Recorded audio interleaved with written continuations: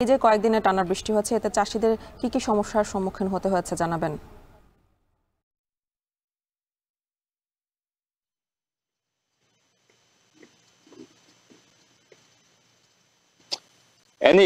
এখানে মাঠের পর মাঠ জুড়ে মানে বিস্তীর্ণ এলাকা জুড়েই মুগ ডালের চাষাবাদ করা হয় এবং এখানকার মাটি ও পানি মুগ ডাল চাষের উপযোগী হওয়ায় একই সাথে কৃষকরা বলছেন যে ধানের থেকে মুগ ডালের দাম বেশি পাওয়ায় তারা কিন্তু ওই ডাল চাষে ঝুঁকে পড়েন। এবং এখানে আমরা দেখেছি যে প্রায় এবছর 49,000 হেক্টর জমিতে মুগ ডালের আবাদ করেছে কৃষকরা, যেটি থেকে প্রায় যেখান থেকে উৎপাদিত ডাল বিক্রি করে 500 কোটি টাকা পরিমাণ আয় করতে পারবেন বলে এখানকার কৃষি সম্প্রসারণ অধিদপ্তর তারা আমাদের জানিয়েছেন। এদিকে এই যে বিষয়টি আপনি বলছেন যে কয়েকদিন ধরে কালবৈশাখী সাথে বৃষ্টিপাতের ফলে এখানকার নিম্নাঞ্চলগুলো পানিতে প্লাবিত হয়েছে এবং সেখানে যে মুগ ডালের আবাদ করেছিলেন অনেক স্থানে আমরা ঘুরে দেখেছি সেখানে ডাল কিন্তু নষ্ট হয়ে গেছে। এবং এই বৃষ্টিপাত যদি অব্যাহত থাকে, যেহেতু এখানকার আবহাওয়া অধিদপ্তর যে তথ্য সেটি বলছে যে আগামী 22 তারিখ পর্যন্ত বৃষ্টি বলয় সক্রিয় থাকতে পারে, এর ফলে কিন্তু আরো বৃষ্টিপাত হওয়ার সম্ভাবনা রয়েছে। এবং বৃষ্টিপাত যদি বাড়ে এবং নিম্নাঞ্চল আরো প্লাবিত হয় তাহলে কিন্তু এখানের কৃষকরা ব্যাপক ক্ষতির মুখে পড়বেন বলে তারা জানিয়েছেন। এবং কৃষকরা বলছেন যে গত বছর যেখানে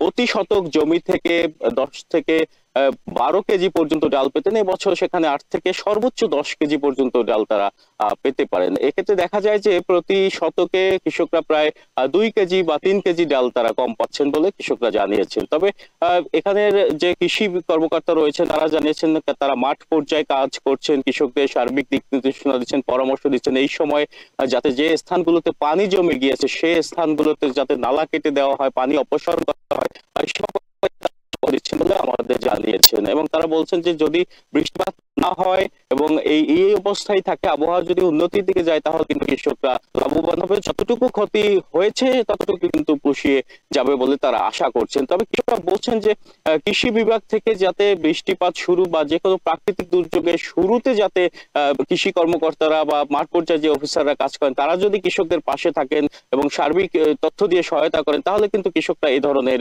ক্ষতির সম্মুখীন প্রতি বছর হন না। এবং কৃষকরা বলছেন যে একই সাথে যে সার বীজ দিয়েছে সরকার থেকে, কীটনাশক দিয়েছে, সেগুলো যাতে সুষ্ঠু প্রয়োগ তারা করতে পারে মাঠ পর্যায়ে, যেহেতু সম্ভাবনা রয়েছে মুগ ডাল চাষাবাদে, সেহেতু কিন্তু তারা চাচ্ছেন যে কৃষি বিভাগ সর্বাঙ্গীন এই সেক্টরটিতে কাজ করুক, এমনটাই দাবি করছেন এখানকার কৃষকরা। তো এই ছিল বরগুনা থেকে আমার কাছে সবশেষ। বরগুনা থেকে যুক্ত ছিলেন সহকর্মী জিয়াদ মাহমুদ। এখন বাণিজ্য নিচ্ছে আরো একটি বিরতি, ফিরছি একটু পরে।